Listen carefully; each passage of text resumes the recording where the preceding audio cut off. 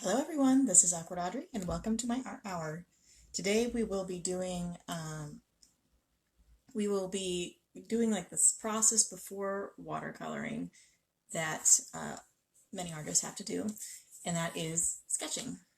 Actually, like going through the process of sketching what you're going to do and planning how you're going to be painting your next piece. Now, I'm doing this sketching for a reason this time around. One is that um, this next week is going to be a little bit of a long week for me, so I don't think I would actually have the energy to sketch and then paint, then sketch and then paint, 2 weeks in a row. So I thought I would kind of show you guys what my process is and split it up between this week and next week. So what I end up sketching today, I will be sketching. I'll be painting next week. And I thought, I was feeling pretty fabulous. I thought I'd break out my gloves I got at Halloween and this was a spiky necklace for fun. So with that, I hope you all enjoy what we're going to be talking about today, and that it helps you in your adventure and your next project for whatever you're doing. I hope I do feel like I need to put a big fat disclaimer on this video. I am not a professional artist. I do this as a hobby, and I have done this as a hobby for a long time. So I'm not a slouch. It's not that I don't know what I'm talking about, but that there are going to be areas where I do not have expertise. There are techniques that I do not know. So if you are an expert, or if you have different experiences than I do, please share. I would love to hear what you have to say about how you plan your next project, and how you sketch out, and maybe how long does that take you? What do you generally prefer to sketch? Do you prefer sketching just for sketching's sake and just doing doodles, or do you prefer do you use pen? Do you use pencils? What supplies do you use? Where do you get your supplies? All of that we can cover today. There's a lot to cover if we want to talk about it. I think probably what we should start with is supplies. You know, what where do you start when you talk about where do you start when you want to work on a project, right? And so really you don't need high quality stuff at all. Like right now I'm using a mechanical pencil that was in a 20 pack that cost like $2, right? Like this is nothing. And then I'm using a old old watercolor paper pad that I had lying around and that I've been doing my pieces on for the past 2 months or so. Now, when you are choosing a paper, oh, also, I'm using a kneaded eraser. I do prefer a kneaded eraser when doing actual art projects, because a kneaded eraser won't smudge like the end of a really cheap mechanical pencil will. It is really frustrating to work really hard on a project and then be like, oh, I just need to edit like this one little spot, and it will be, and then I'll be ready to go, and then you just smudge it all across your page by using the end of the eraser. It's not very fun, and I don't recommend using the cheap erasers at the end of mechanical pencil. I recommend a kneaded eraser because, as far as I can tell, it is infinitely reusable. It doesn't break, right? Like it doesn't like you can wear the end of an eraser down, right? But to nothing. But with a kneaded eraser, as far as I can tell, it is infinite. Like it does not wear out. It just picks up whatever you are trying to pick, whatever is loose on the paper that you are working with, and it does it does stay here, as you can tell. Like you can see, come on, focus. You can see all the like this used to be just one shade of gray, right? And you can see that I've used this, and so it has graphite in there. Um, So it does stay in the kneaded eraser, so don't, if you have a cat, you're probably going to have cat hair in your kneaded eraser. But yeah, yeah, I prefer it for projects. Now, when it comes to paper, there's 1,000 different types of paper for 1,000 different types of uses, right? So when it comes to watercoloring, you definitely want to use watercolor paper. It is made for that. It is made for watercolor. Not all paper is the same. Like if you try to do watercolor on printer paper, you're going to be very disappointed with how that looks. Now, printer paper, nothing wrong with printer paper. I use printer paper all the time for general doodles and sketches, perfectly fine. But if you're going to actually use it with a different medium, then with a different medium or with a specific purpose in mind that it might need to be able to stand up to the test of time, you're probably going to want to get actual sketch paper, actual watercolor paper, actual acrylic paint. It's thicker. This is thicker than normal printer paper. It won't bend if I bend too much if I accidentally get aggressive with it when erasing or anything like that. When you're going and buying a journal, like a sketch journal, having thicker sheets is better, because if you draw, nothing is more frustrating than drawing on one page and then flipping over to the next page and having an impression of your previous drawing on that page. It does, like, you could sometimes get away with not having it affect that drawing that you're working on, but it will affect if you try to use any shading of any kind. Like, it's really frustrating. I don't recommend it. But generally speaking, again, like if you have printer paper and a mechanical pencil, you can do it. It's really easy. Hi, Kathy. Thanks for joining. So, without further ado, I've talked about supplies, and I've talked about you don't need high quality supplies, although of course, depending on your purpose, high quality supplies will make that process easier. Yeah, so now we're going to go on to the next stage. Okay, you have your supplies. I have my kneaded eraser, I have my pencil, I have my paper.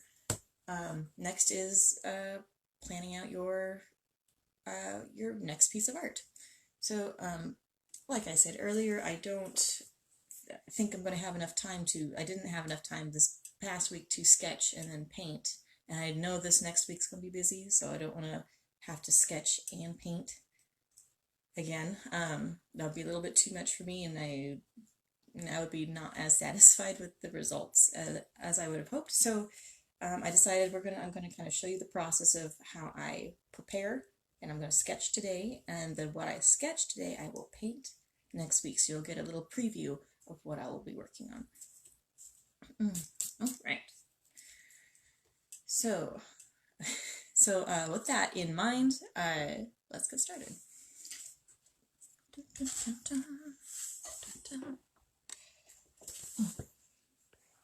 Hi, Dan. Thanks for joining. Let's see. Okay. Here we go. So, how you go about preparing your page or preparing your project for whatever it is you're about to do. So, if, like for me, I am watercoloring.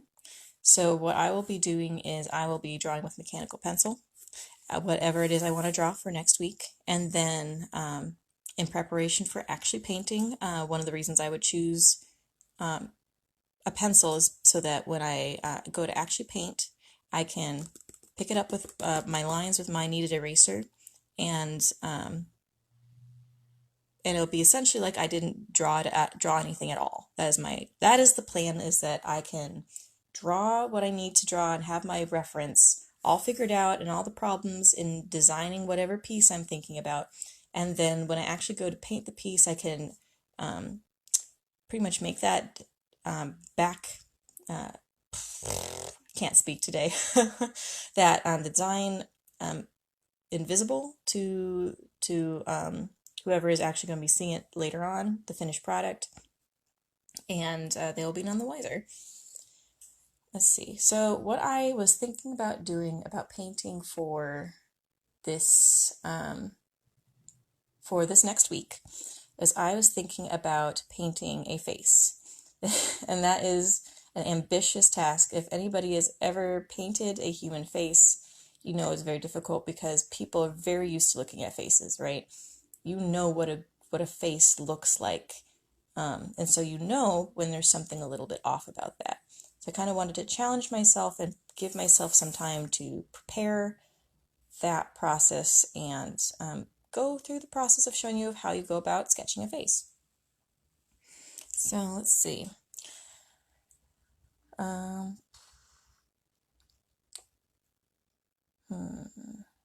So I'm thinking we're gonna have the face a little bit. Hi, Mom. Thanks for joining. So I'm thinking what we're gonna do is when you're drawing a subject on your paper, you have to always think about the border, right? I'm gonna see if I can back this up a little bit. You always have to think about the border of your piece because it is very frustrating when you go to draw.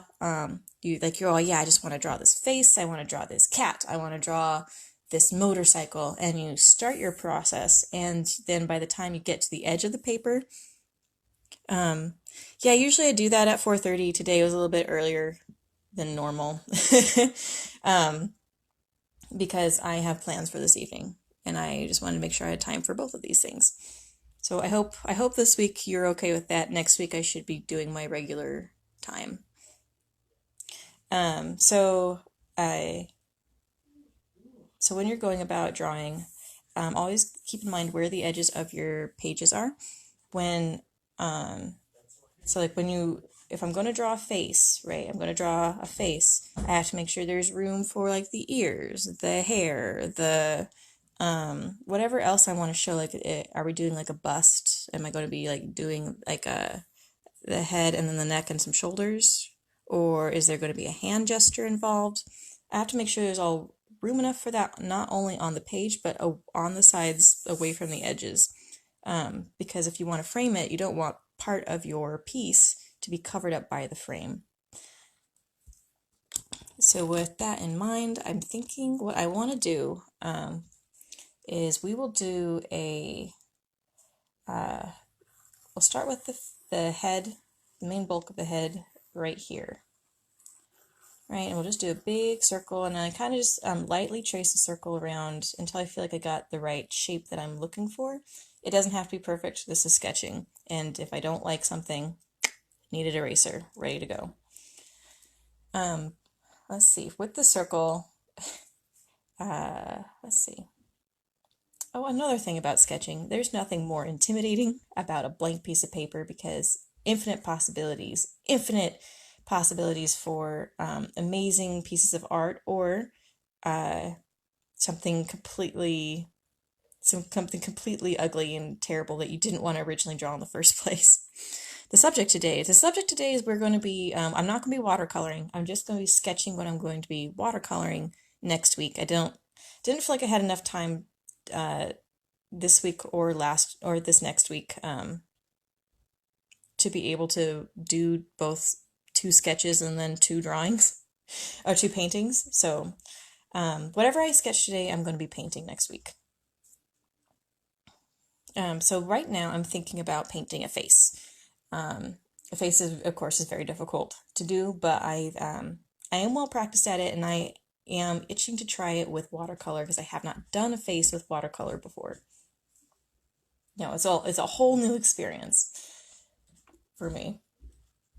So when it comes to sketching, and I'm going to hopefully prepare this sketch well enough that when I go to actually paint, I will have guidelines already figured out, and I won't be figuring stuff out on the fly like when a face is happening, right? Hi, Jason. Thank you for joining.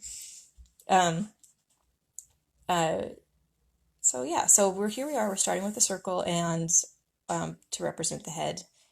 Um, and right now we have infinite possibilities, right? And that can be very, very paralyzing. So ultimately, what you just have to do is you have to get something on the paper, and then you decide whether you like it or you don't, and you go from there. So if you decide you like I like the circle. The circle's about what I am thinking for a head, right? That's about the right size. I think I'll keep it. That's fine. If I didn't like it, if I was like, oh, I want it to be smaller or bigger, that I've already made a choice about what I'm going to do, what I'm going to draw, which is far better than what I originally was, which was, oh, I have no idea. I don't even know where to start, right? So having something and then being able to edit it is far easier to work with than just being paralyzed by making a decision. That has been my experience at least. Okay, so I've drawn a circle and this will represent like the bulk of the head, right? Um, Now maybe, let's see, what am I thinking? I might want to have this person facing to the side, or it could be facing us, the viewer, or it could be looking out away from us. I'm thinking what I'm going to do is I like that there's a little bit more space on this side than there is on this side. So there are a couple ways I can work with that, right? So I can either I'm thinking I want to do a little bit of a profile, right, of a face. So I'm going to just switch around the camera here and show you what I'm talking about when I'm going to be planning this. So what I'm thinking is, all right, so you imagine like my circle is right here, right, for my face. I can either, with that extra space on the side, I can either have that be where her face is looking and have I can use that space to kind of open up where she's looking, or he. I think I'm going to go with she because um, I think that's fun. I like drawing long hair, and women generally wear longer hair. Um, I can have it open up, or I can have it where that I would use that open space to draw her hairdo, like a bun, or it could be a ponytail, or it could be a braid, something else altogether, right? So I'm thinking let's see, what I'm thinking I'm going to do is I'll actually have that open spot be for her face, right? So when she's looking that way, it'll be open to her space and we can kind of show any of the glow of her face with the painting. And then maybe her hair will just be like a detail that's on off to the side a little bit. So that's what I'm thinking about when I'm drawing. Okay. So now that I have decided that this is where this extra space is going to be used mostly for, I'm going to use it as an open space. I'm not going to draw anything in it. I can get started. So with this circle, I'm going to draw some reference lines on where I want the center of her face to be. I'm thinking like that. And maybe, let's see, a little bit down, but not very down. So just for reference, what I'm talking about here is if she was looking straight on, this would be, hi, Kathy. Kathy Ivy, ooh, thank you for joining us. So if I were to just be drawing a person straight forward, right? So just imagine like this is the bulk of the head, and this would be where the chin is, right? If this person was going to be looking straight at us, this would be the center line of their face, and this would be the center line, like from left and right, and this would be the where you'd put your eyes. And the eyes, fun fact, are exactly exactly in the middle of the top and bottom of the face. So if you draw a face, if you were to draw a face, it is exactly halfway through, like that. So that is where I am, what I'm thinking right here. So I'm thinking maybe a little off to the side.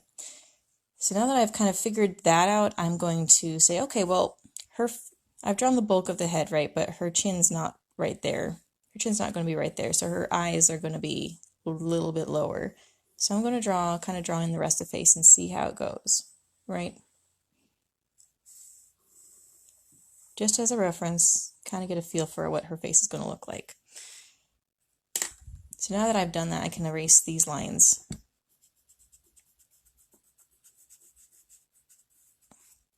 Right? And I'll just continue on this reference line as best I can.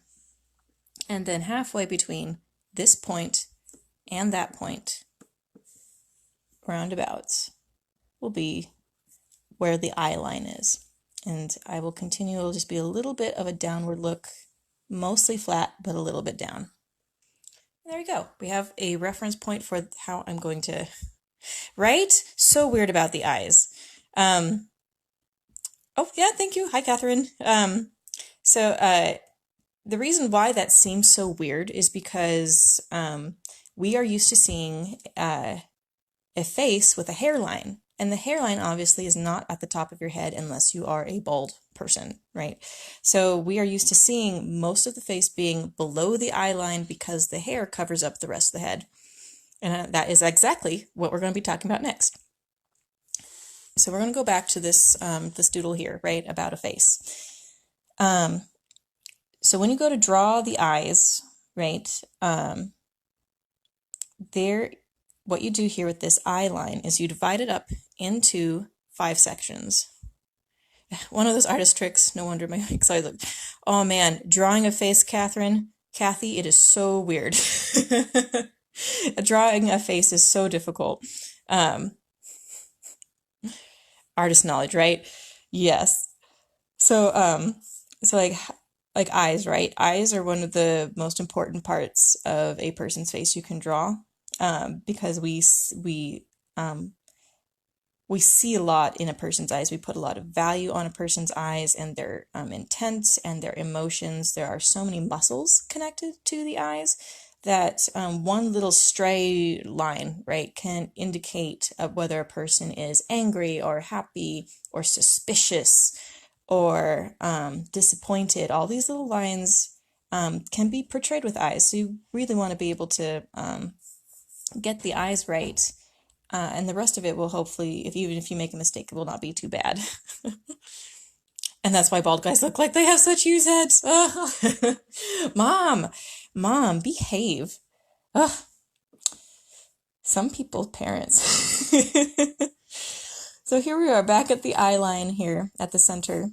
What you want to do is you'll want to divide it up into 5 sections. Read that, 5 sections. So how that's going to look is there's going to be space, eye, space, eye, and then space.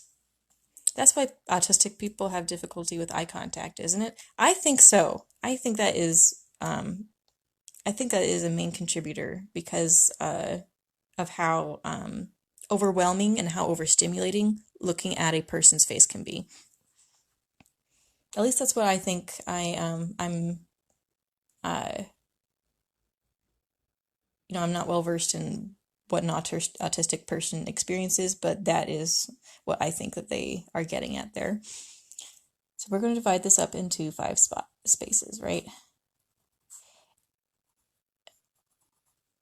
And since I'm not using a ruler or anything, I am eyeballing. I'm eyeballing it. If you are a beginner, I highly recommend actually using a ruler or some sort of reference to measure it. But since I have done this a lot before, I feel pretty comfortable doing it without a reference.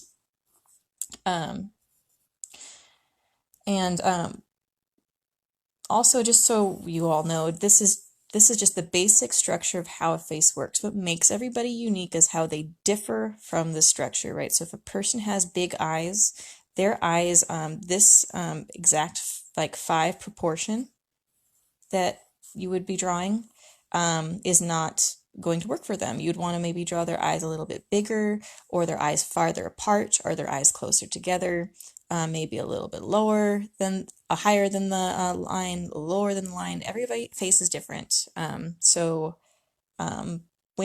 This is like your basic template that you work with, but every face is different, and how people's faces differ will be based on how they differ from this template.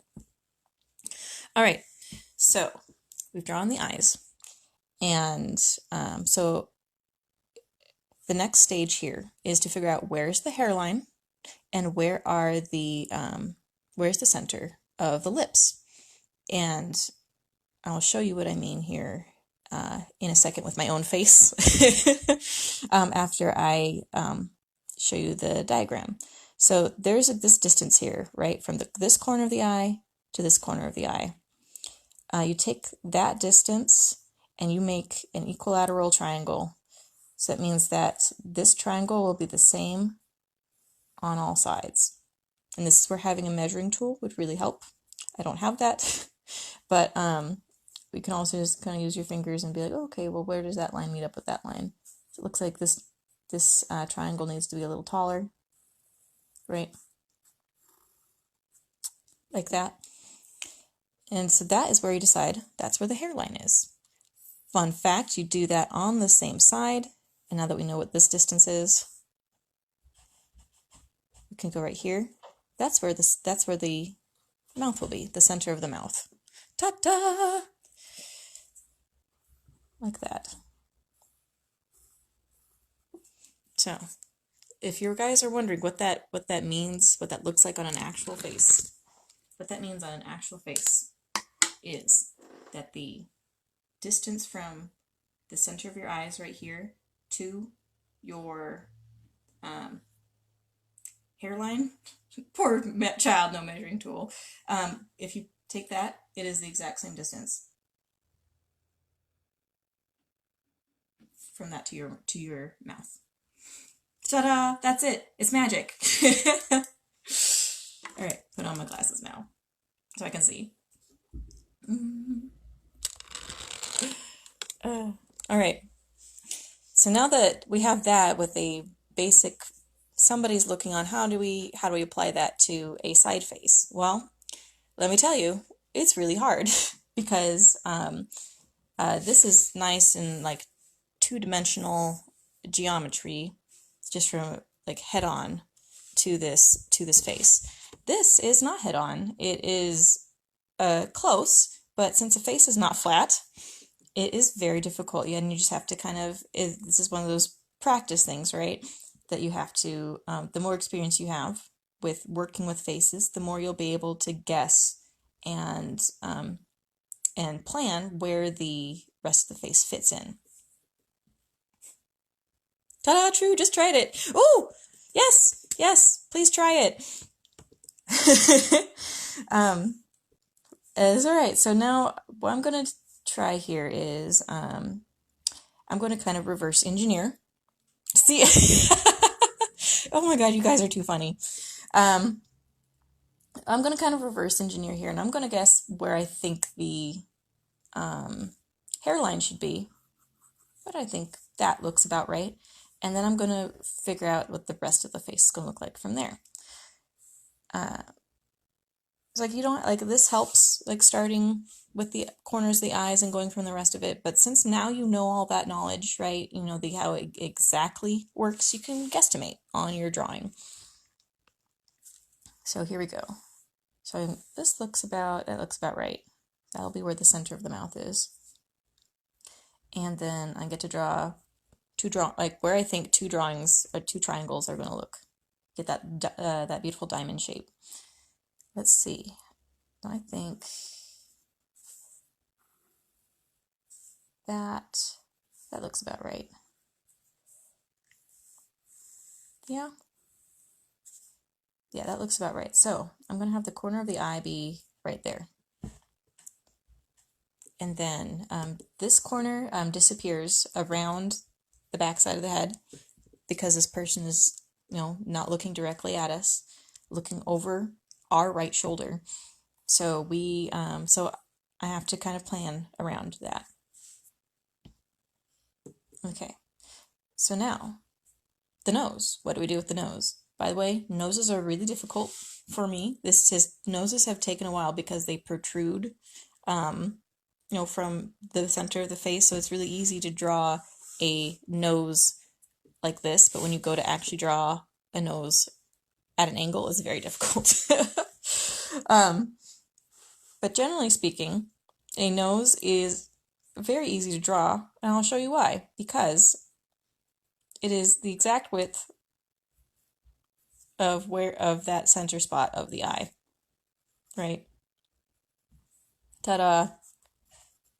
So you just kind of go and go down to where it would meet those triangle lines. Noses are difficult for Odo too. Oh my god, poor Odo. Thank you, Mom. Thank you for bringing in the DS9 reference.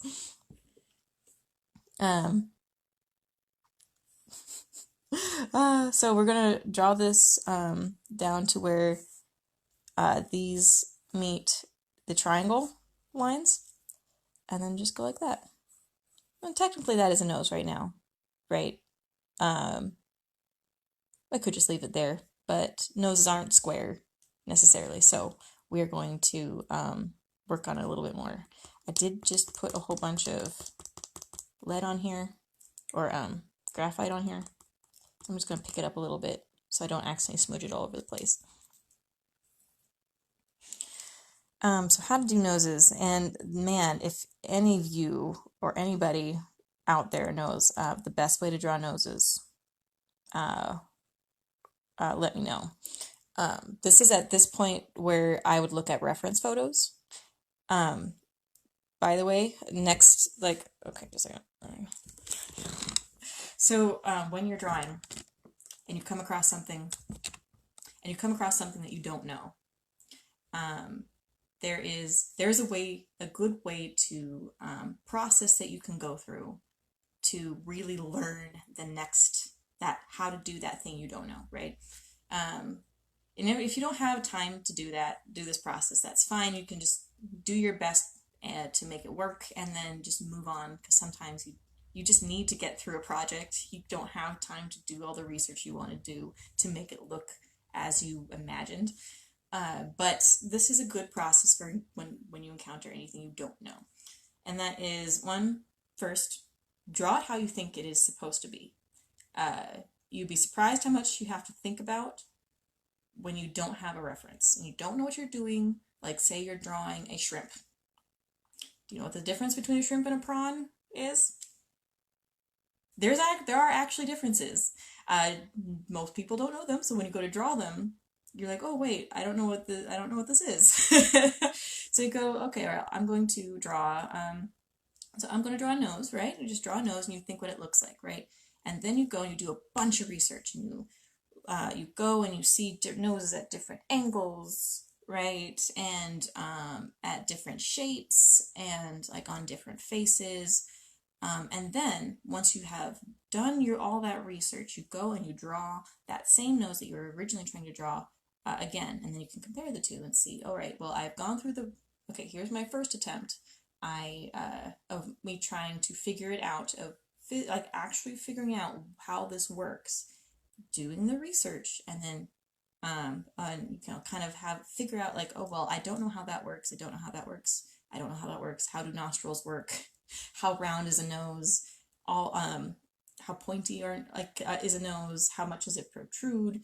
All those fun things. And then you go and you know what you need to research. You do that research.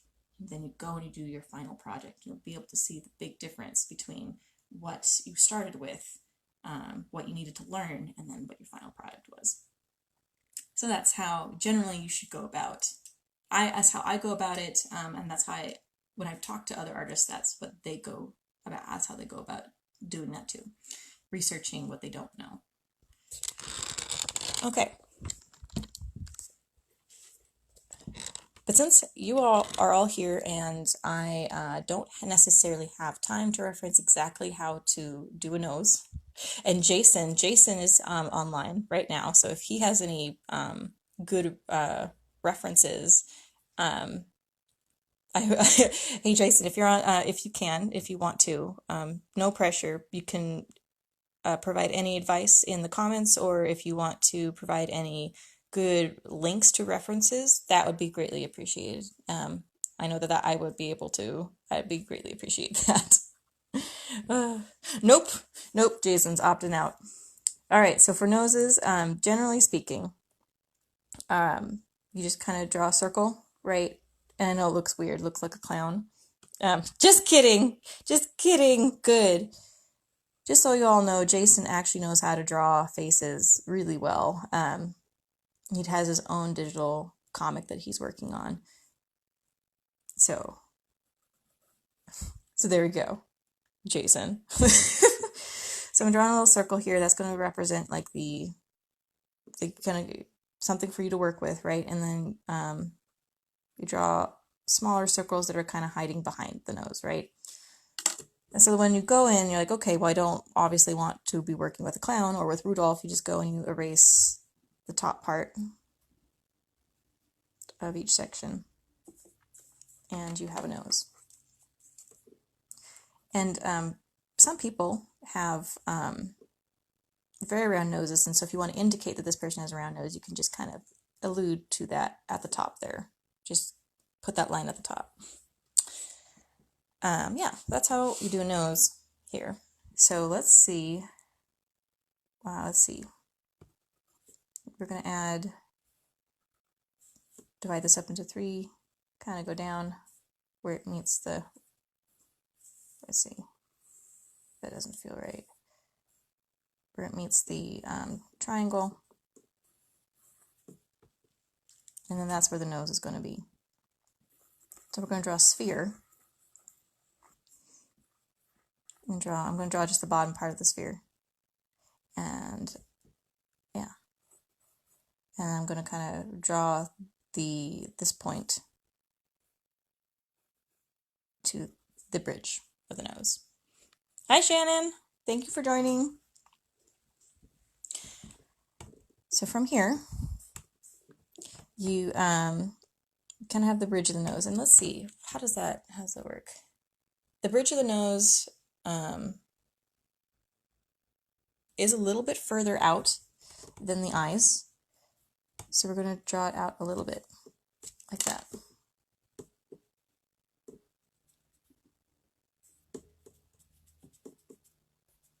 I'm going to kind of erase the lines and see, how do I feel about this nose? Beautiful rings. Oh, thank you. Thank you. This is my engagement ring, and this is my wedding ring. So I'm feeling like this is I drew this nose a little bit too round. So I'm going to just kind of work it down a little bit, and then erase what I don't want. And then allude to where that other nostril is, right? Okay. So there we go. So now what I like to do is I like to work out to the eyebrows. And let's see. A second. I'm realizing I need a mirror to be able to explain all this. I'll be right back.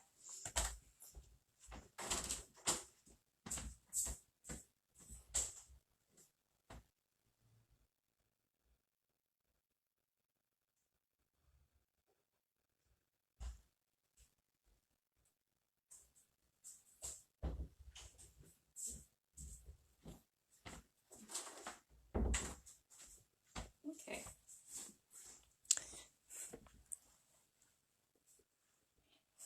Let's see. I've tried to make polymer clay faces. I'm going to try again with these tips. Yes, yes, please do. It's going to be a little bit obviously more difficult with a clay medium, I think, because I like working with flat surfaces.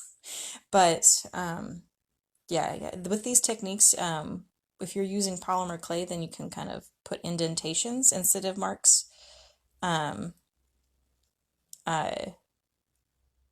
indentations where these reference lines are, and then when you're done, you can just smooth them out.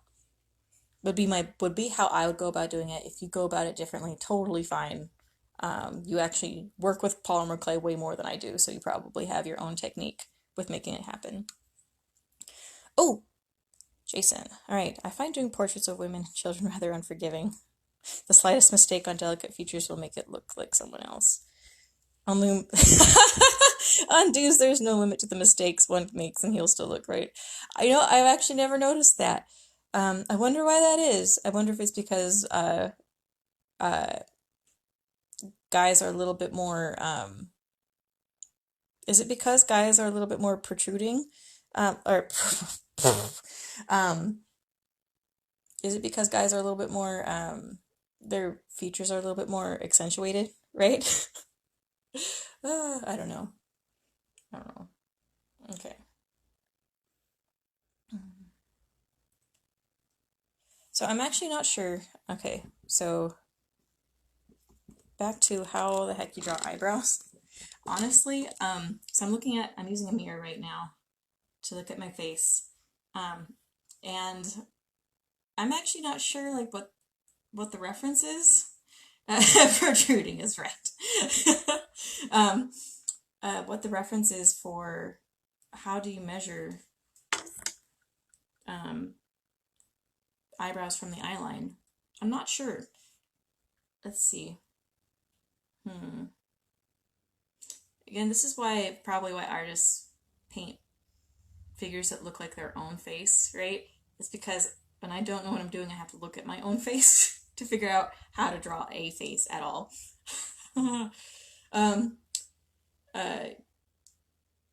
Let's see.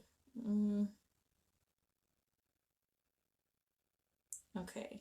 I also have to think back like 10 years. Like, what did I learn 10 years ago about how to draw? Because now I just go what feels right. But obviously, if you've never drawn a face before, you don't know what feels right. Let's see. I think that is. I think it's that you draw a second set of eyes on top of the eyes that you already have. I think that's how you go about getting the right reference for eyebrows. And if not, then you'll know because your eyebrows will be too high and they'll look surprised, or they'll be really low and they'll look really angry. So once again, you have to kind of feel it out, right?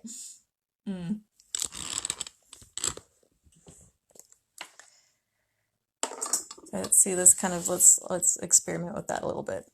What do you think? Okay. Now, eyes, of course, when they're inside the head, are perfect spheres, right? But we're not going to be doing perfect spheres. Maybe that's it. Wait a second.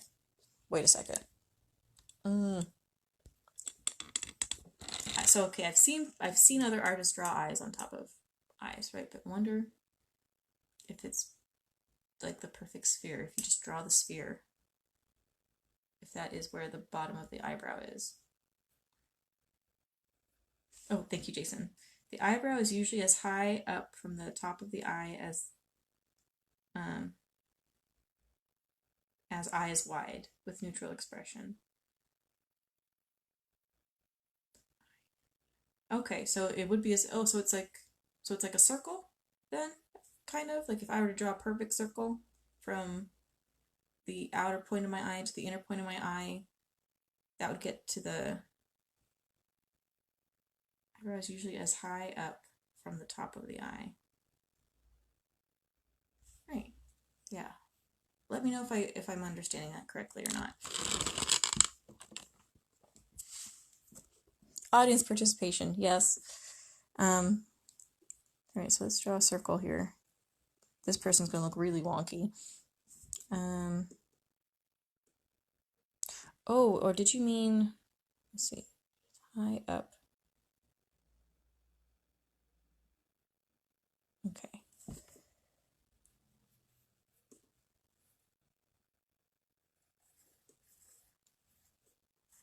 Okay. Let's see. Does that look about right? It kind of looks right. I'm not sure, to be honest. All right, so I actually don't have any good. I don't have any good advice. Jason has some advice.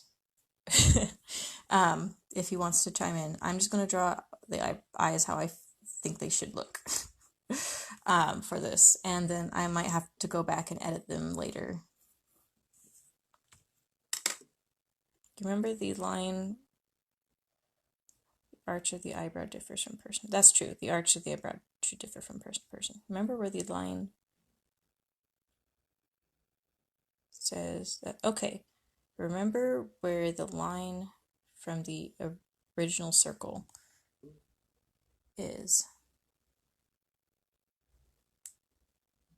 Huh. Oh, is that it? Okay. There are a few circles here, so I'm not sure if I'm understanding correctly, but if you're saying original circle from like the head, is it this center line? Is that what you're saying? So like if I were to be doing it from here, that doesn't look right, does it?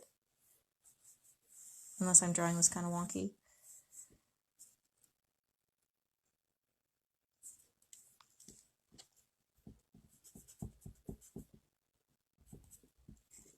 Okay.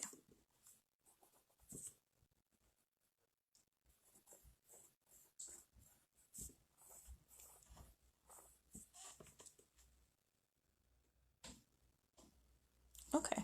All right, cool. And I will do that. I will do that. Thank you, Mom. As always, moms are the best. Moms are the best. Okay. So let's see, where's the center of the circle here, right?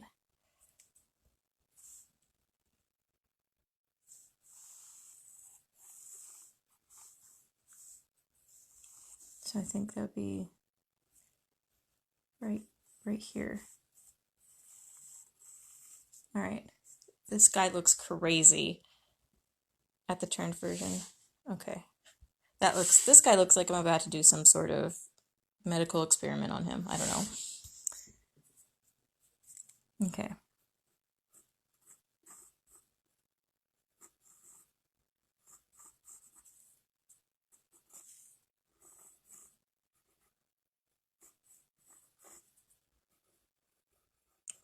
Okay, but we're gonna move on from eyebrows. I'm not sure what the exact proportions are. Do what feels right for you. Let's see. Well,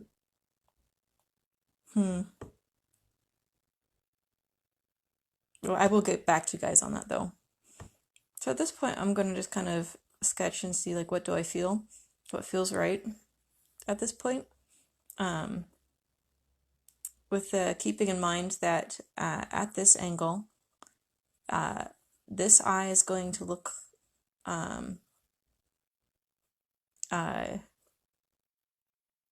like you may actually see part of the eye as the outside right here. It won't go past the face, maybe. Like here we'll have a cheekbone, it'll be actual eye, and then it'll be the eyebrow right there. Oh, glasses are falling. Okay.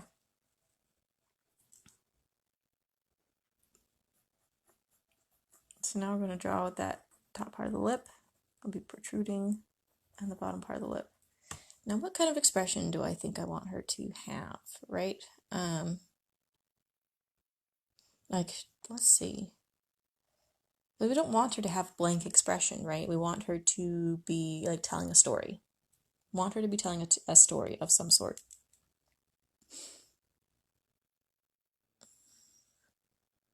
So, let's see. I'm going to kind of erase some of these reference lines now. And see like how I feel about the piece as a whole and see what feels right.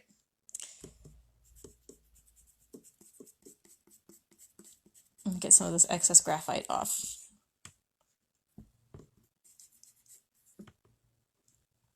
Be aloof. Aloof, he says.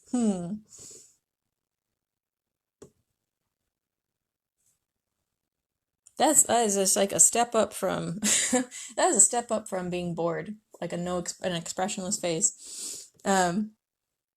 It's like bored but with your eyebrows slightly raised. um, but maybe kind of questioning, right? Because I kind of like how this arch is going. So we're gonna kind of, I think I'm gonna kind of keep that, and then have this one kind of down and do kind of like that shape, you know? I think I'm gonna do that. Okay. Upper eyelid area.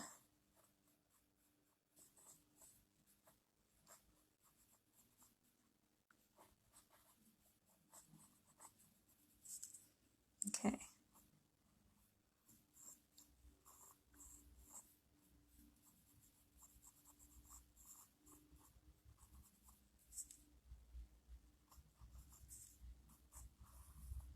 Arch.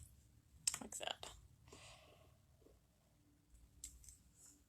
Yeah, eyebrows drawn along brow bone. Yeah, it's difficult trying to figure out where that brow bone is though. That's what we're trying to figure out. And then you put then you put skin on top of it, and it just changes the shape entirely. It's difficult. It's a difficult process. All right, this person's kind of looking like Cruella de Vil a little bit.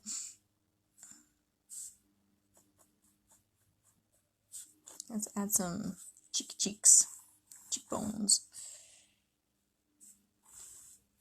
And whenever I'm adding cheekbones, I feel like I'm in one of those contouring videos. You know, like you've seen those makeup videos, right? Where they just put like these really the dark makeup like right here, and then they blend it out, and you're like, oh wow, like that. You looked crazy there for a second, but don't you look amazing now? Okay. Now with the mouth, and I generally don't showing you my face is up close and personal, but it helps to have a real reference so you know what I'm talking about. Um, so like generally speaking, like this part, like there's a couple sections of muscle underneath your skin, and that means that the way that it protrudes will affect your facial expressions, right? So like there's the apples of your cheeks, right? Everybody knows about the apples of your cheeks.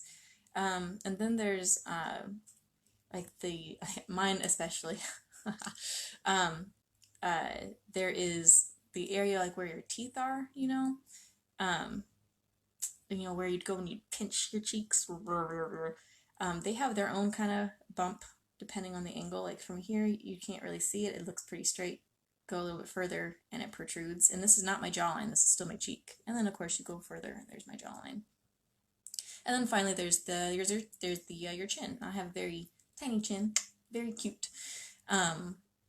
So like if I were to draw a self-portrait, I would have big apples on my cheeks, big whatever you call these, side cheeks, and then a very tight, cute chin. So for this person, I'm thinking,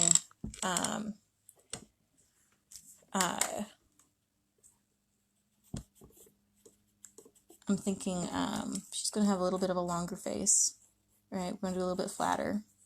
She's not gonna be smiling per se.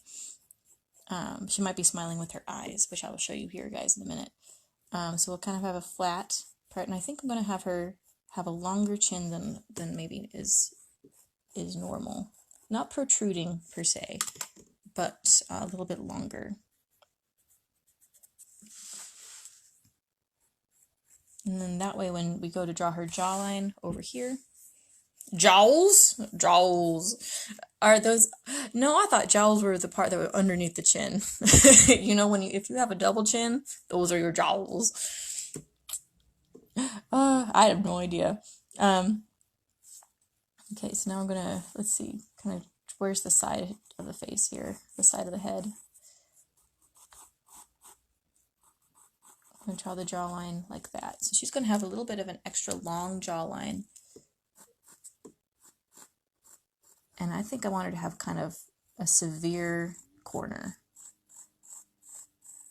like that.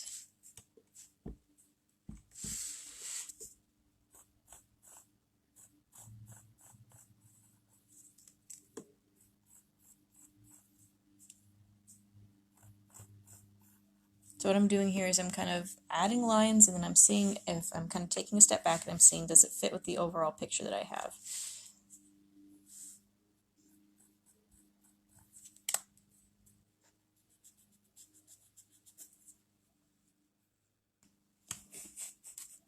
Maybe, I don't know. We'll find out. Things to find out. What are those side cheeks called? And how the heck do you draw eyebrows? I don't know. Okay. Oh my goodness, we've been doing this for an hour. All right, I think I'm going to draw the nose a little bit longer as well. A little bit more pointy, less round.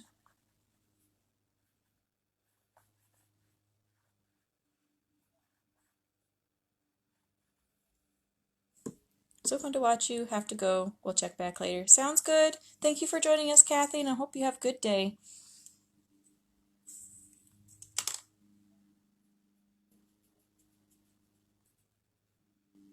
Okay.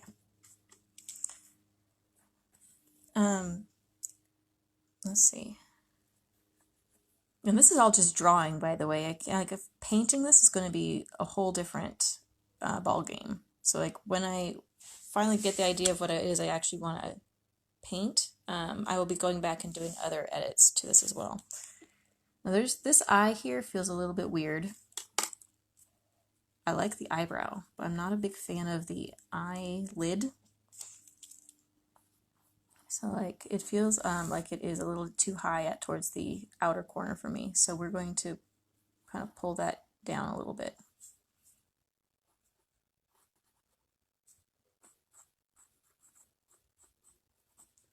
Like that.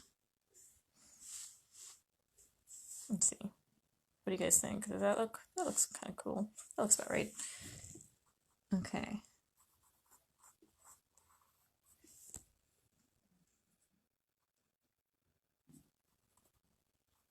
Now creases of the let's see. Now I have to make sure that this eyelid matches that eyelid, right? A little bit. They look a little bit the same.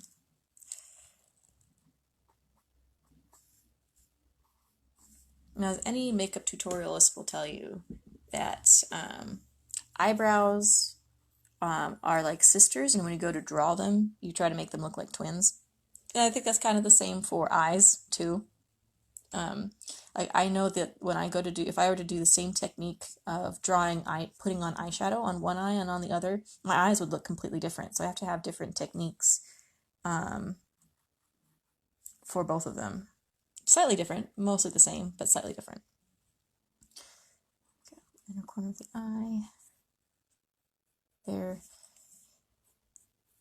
And one of the things that is difficult about drawing faces, you have to know what to draw and what not to draw, right? So like we all have bags under our eyes, right? But if I were to draw a bag under this eye, it's permanently, I'm pretty much saying this person is always going to be a tired person, right? And then since I don't really want that to be what I'm telling right now, I'm not going to add those lines. If that was part of this person's story, then that is what I would add. But since that's not what I'm going to be telling in the story, I'm not going to include those lines. If only life were the same, right? I'm not tired, I promise. Please don't take that terrible picture of me where I look tired. Okay.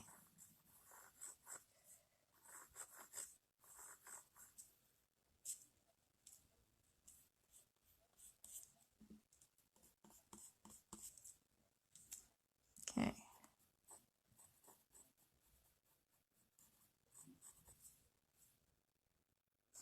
What do I want to do with her mouth?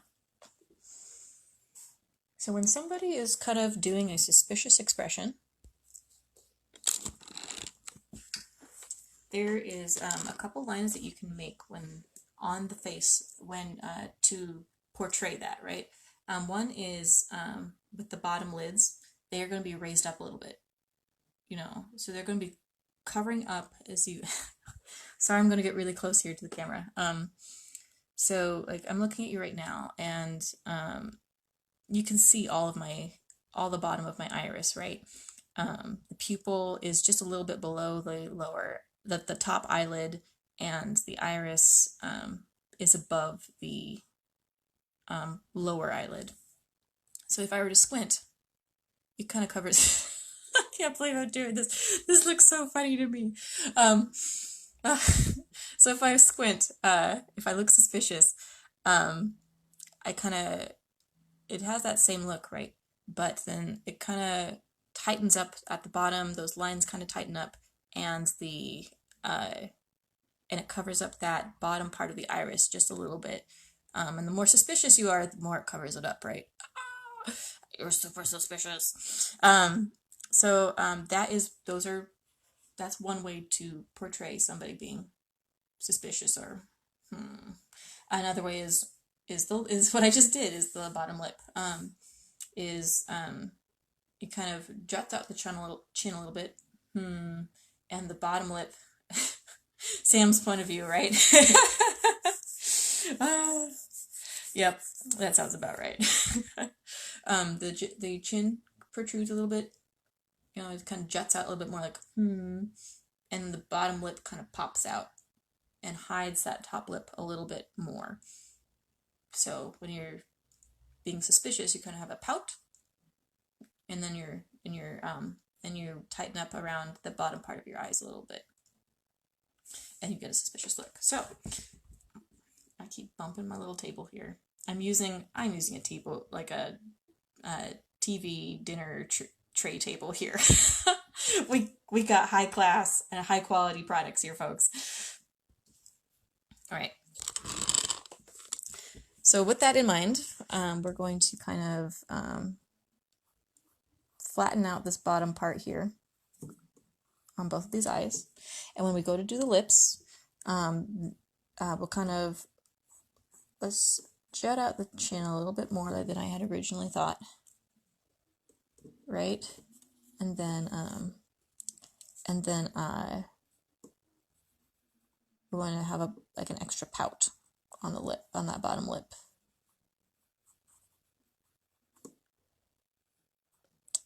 And the corners of her mouth are going to be downturned, like that. So she's kind of got a little bit of a frown, right? And got a little bit of a frown. Her bottom lip is protruded out a little bit more than her top lip would be, and got the little squinty eyes. Now, on that note, let's just talk a little bit about mouth expression, if that's all right with you guys. This kind of reminds me of an interesting point about mouths. So when it comes to drawing a mouth, you don't need many lines to show expression, right? So like here is just a flat line. Now this is like an expressionless, or even if there are no lips, so if you were to just draw like lips, no real expression here. If you were to tighten up those lips, it'd be like, oh, there's a secret I don't want to tell you.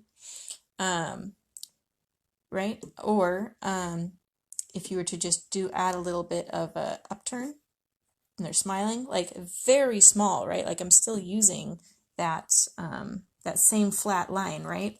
That same flat line, tiniest of upturn, it's a smile, right? Or if you do the tiniest of downturns, it's a frown. It does not have to be dramatic in order for you to get that effect across. And of course, this is just like the mildest of expressions, right? So if a person is actually smiling, their cheeks pull out, the lips a little bit wider, and then the upturn or downturn becomes more dramatic.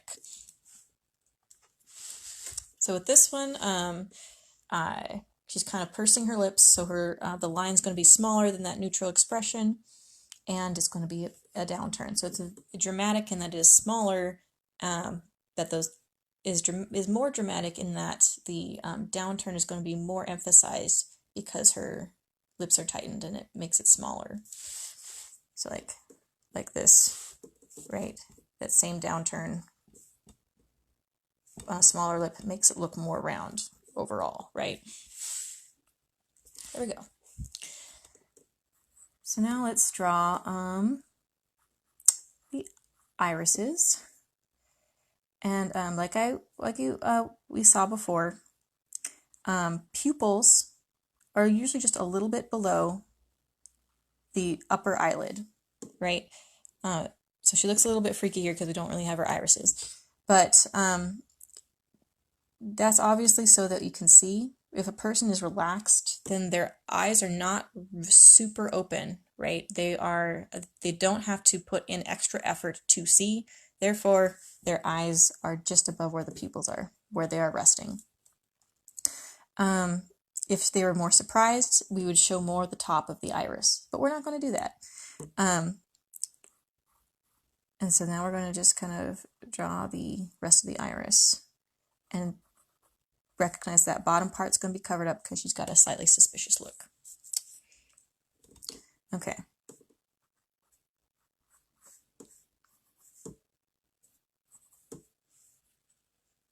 Okay, I feel like her nose is a little bit wonky.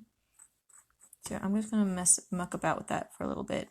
It feels a little bit, a little too much out to the right. So we're just going to pull it into the left here a little bit. I feel like that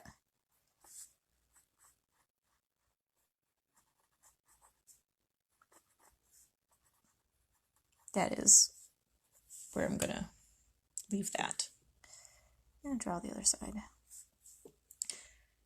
Okay, and then finally, I think for the nose, again, what lines you draw and don't draw contribute to the story of the art piece, right? If you want to add more detail to the nose, but you don't want to overdo it, a simple technique is to go where go where that final curve meets the nose, right, and it stops and it becomes part of the bridge of the nose, like that.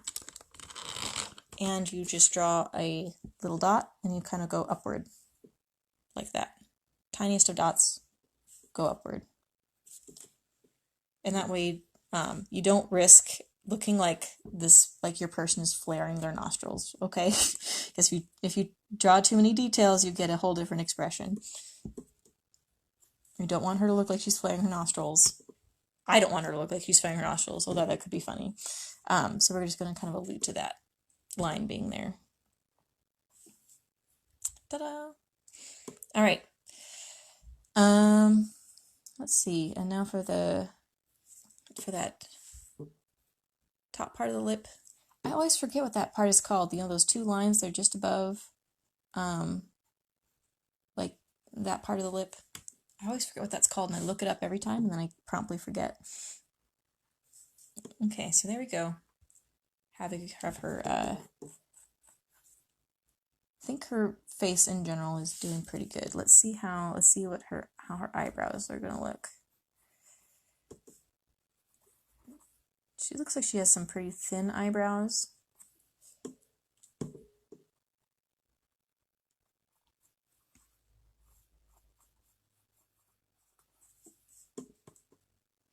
So we'll see. No.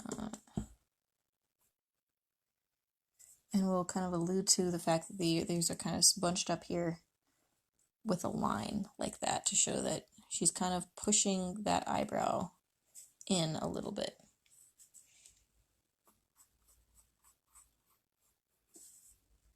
Yeah. Okay. Okay. Now for the,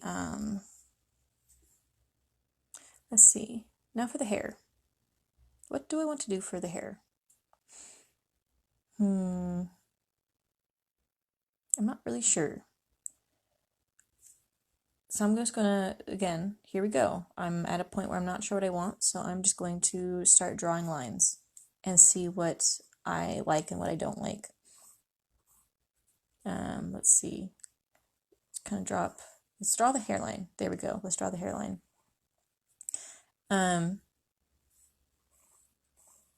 So we kind of do like a semicircle right here. This is where the temple kind of is, right? And the hairline, let's see, look like that up to there, and then it kind of goes like that, kind of goes into the sideburn. So right here at this temple, it kind of goes down and then it goes back for the hairline. Vermilion border. I'm not sure what you're referencing, Shannon. What do you mean by vermilion border?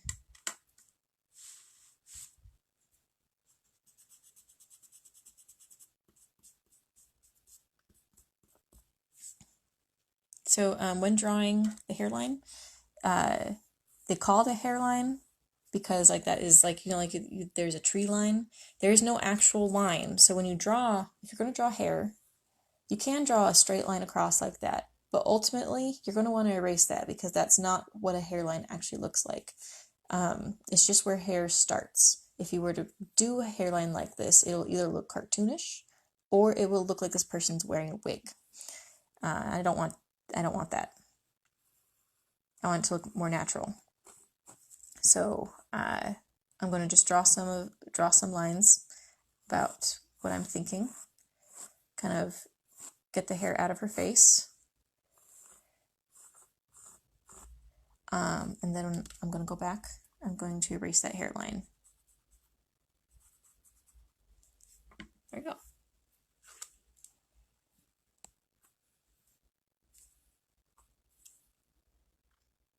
She's looking a little witchy right now. I'm not gonna lie. Okay. I think I do want her to have a center,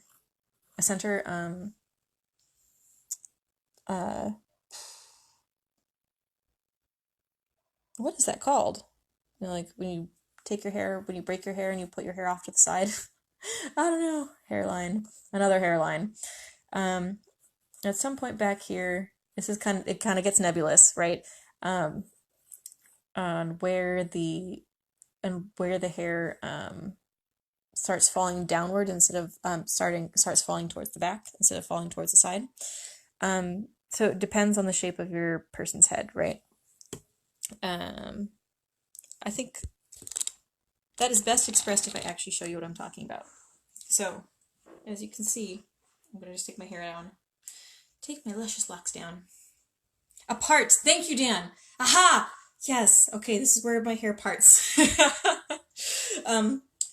Okay, so mine is not like a straight line right now. Let's see if we can get a straight line. I'm using my pencil, I'm drawing on my head. Alright, so I'm doing a center part. At some point, so I have it's going to fall towards the side of my face, right? It's going to fall towards the side of my face. At some point, when it falls, it's not going to be falling to the side. It's going to fall towards the back of my head. And so that generally, if you're going to be drawing a head, it's usually above the neck. The head's above the neck, of course. I don't know exactly how to describe it. Maybe I should draw it. All right. Circle, jawline, face. So like the part here will fall, if you're parting your hair, it'll fall kind of to the side up until this last part, this last round part, like above the neck. And then it's going to fall to the back of the head.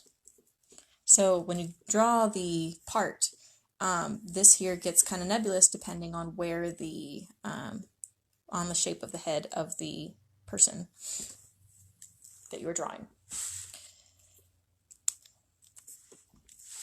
And since I kind of think I want this person's hair to kind of go fall more back than to the side, that part will just kind of continue. Let's see, or that part will be kind of broken up sooner rather than later because it's all going to be drawn back towards the back of the head. So I'm thinking what we'll do here is we'll kind of have this person wearing a messy ponytail. So we're going to have wave, wave, wave, wave, wave. Wow, wave, wave, wave, wave. Make a super poof. And then kind of draw it off to the side here. This is where it's going to be tied up. And then it's going to be poof, poof, poof, poof, poof. More poof, poof, poof, poof, poof. I think when I watercolor this will be really pretty. Oh, sorry. Here we go. Sorry about that. So poof, poof, poof, poof. And then it's going to be, some of it will be tucked behind the ear. The ear, by the way, is, let's see. The ear is drawn,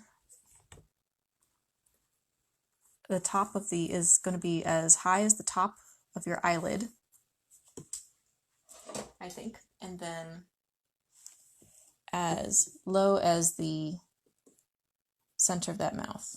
So ears are kind of funny. Ears are weird. In case you're wondering. And they're also really hard to draw.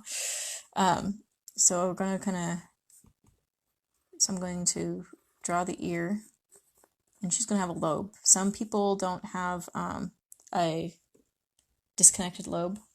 She has a disconnected lobe. There we go. And now for when it comes to drawing ears, here's my basic, here's how I basically draw an ear. There's the center part, right? The ear hole, as it were. And then I draw that little flap, like that. And then I draw, let's see. I draw a circle, half circle. And then out here is where that final flap shows up, and it kind of comes back in. That's how you draw an ear. It's very hard. Ears are difficult. Let's see if I can draw that again. Let's see. Here we go. Half circle, and then there's that part that kind of comes out from the center, and then thankfully you just kind of cover up the ear hole with a little flap. That's generally how you draw an ear. There are better ways to draw an ear, but that's generally how I draw an ear.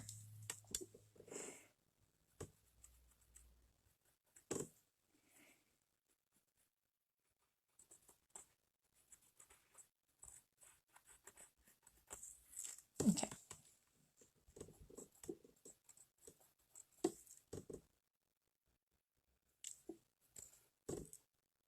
Okay. It's gonna have like some frizzles in her sideburn. Maybe some frizzles covering the top of her ear. I'm not very confident about the top of her ear right there.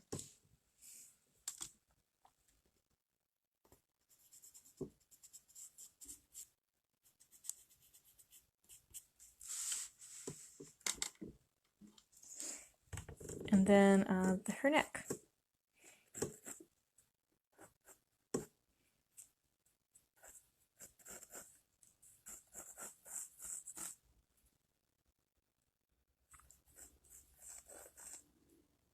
And her shoulders. So she's not going to have the greatest of postures, I think. I think her shoulders are going to be kind of hunched.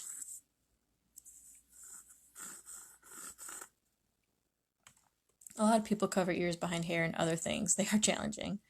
Yes, there we go. I only draw them because I like drawing them. I love it. Thank you. I think I'm gonna cover them up a little bit. The top part, I'm not feeling confident about that top part. So I'm gonna cover that up. But hey, if you know how to draw ears, like, that is super awesome. I'm so proud of you, Jason. That's really good. Ears are so hard.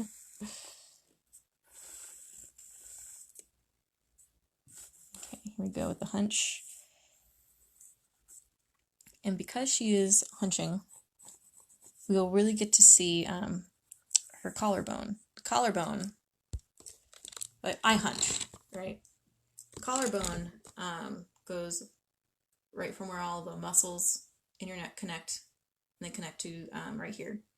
And this actually goes, let's see, pretty much to the center, like on top of your shoulder, right? So if somebody's hunched, you're going to be able to see where that connects. If they have proper posture, you won't really see where it connects. It will kind of cover up. It'll become the shoulder. But since this person's going to have bad posture like me, we're going to see where that connects, and it'll show off the back right there. So like that. That's just going to be like the sideline, like that.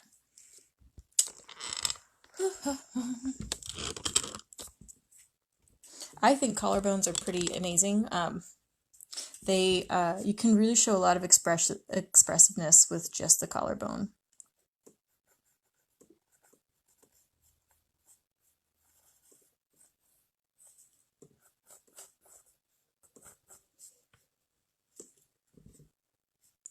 Let's see.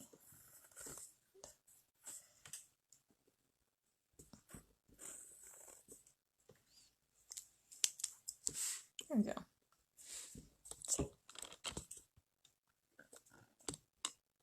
Okay. So now at this point, get to kind of decide, what is she wearing? What is she wearing? I think, let's see. For the sake of my watercoloring self, we will try to keep the clothes to a minimum, maybe.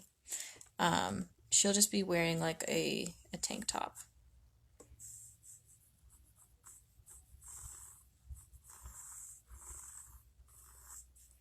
Because the more clothes you have to draw or paint, the more you have to think about how it fits, right? How tight is it? How loose is it? Where are all the folds? I'm not really interested in doing all that. So I'm just going to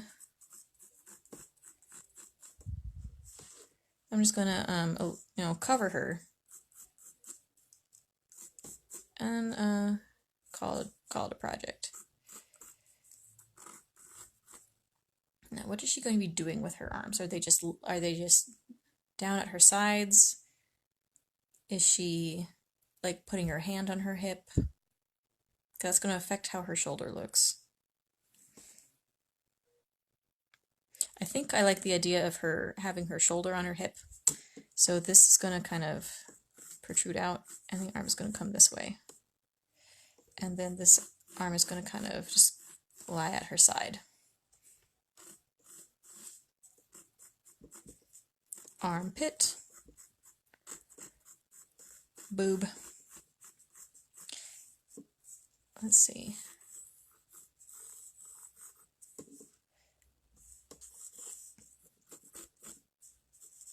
And then, of course, this is just where her side is. We have to show that she does have a back. So maybe like that. Maybe like that. See, I did it. Where I just kind of, I could, if I had more paper, I'd just keep on drawing. So I think we're going to just kind of leave it at that. And I'm going to just erase this bottom ½ inch or so.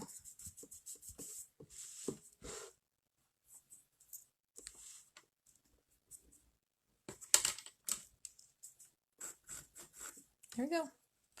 All right, so that is, I'm pretty much done with the sketch. Now I'm just going to go back and see if there are any places I missed, any details I want to add before I do the watercoloring for next week. Let's see, so like when I go to watercolor, what do I want, right? So I'm not gonna want any of this. We're done with all that. We don't need it.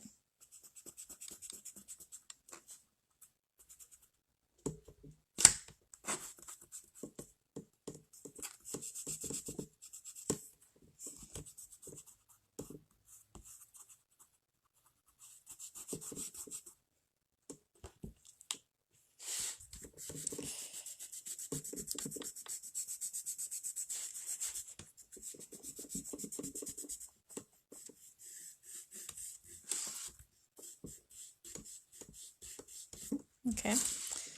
I'll go back and make sure those are all more gone later. Let's see now, I'll take a step back from this piece. It looks like I have room now to kind of draw a background if I wanted. I think I'm just going to leave it be for now, and I'll decide when I go paint what kind of shadows I'm going to be showing, and hopefully we can kind of set the mood with the type of shadows I go in with when I decide to add color. Let's see, for her hair, let's see.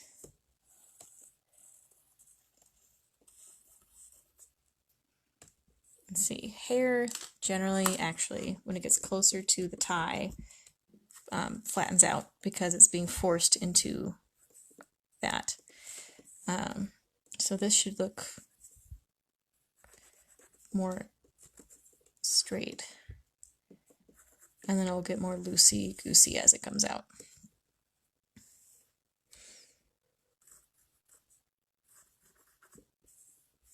What kind of tie do I want?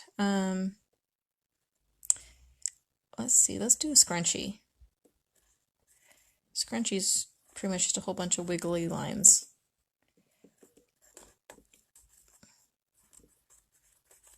Like that. And then let's see, some of this hair is going to fall toward behind her back. Right. And some of it's going to kind of fall on her shoulder. So we're going to have let's see, we're going to have like a section here of the hair that comes in front. And then the rest of it's going to go behind the back.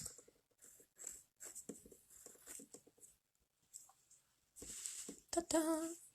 Okay.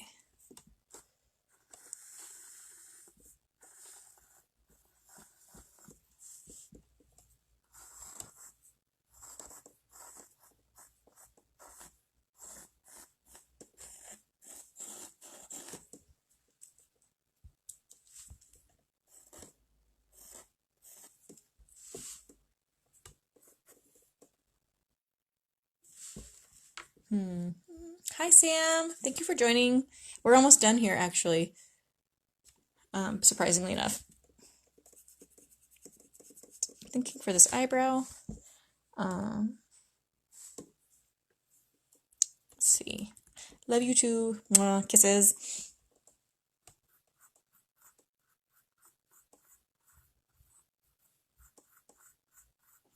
Give her a slightly thicker eyebrow.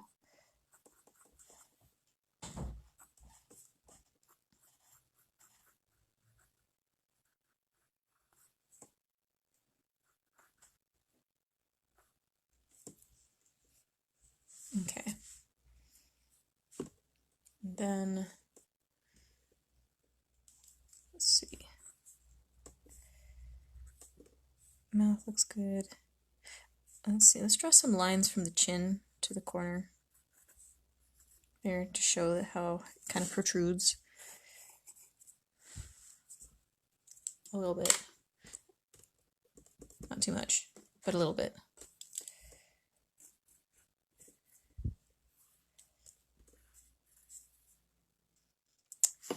Let's see.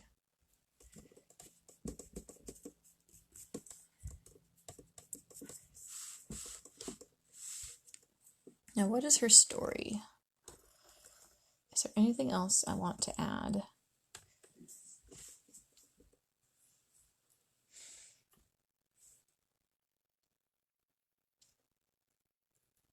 I might put a word up here. This feels like there is a blank spot. Like her face is a little bit too center on the page for it there not to be enough for it to feel like the space is being completely used.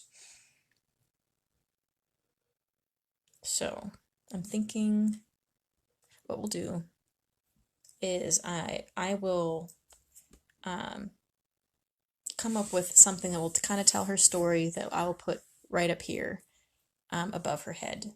And it might spill out a little bit onto here what her gaze is. It could be something as simple as a swarm of bees, and she's not scared of no swarm of bees.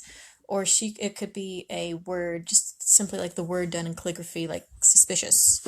Or it could be little stick figures telling the story about how her heart is broken or something. Clouds or a landscape, maybe. Yeah, or it could be like clouds or a landscape. Like, is she rock climbing? She is wearing a tank top.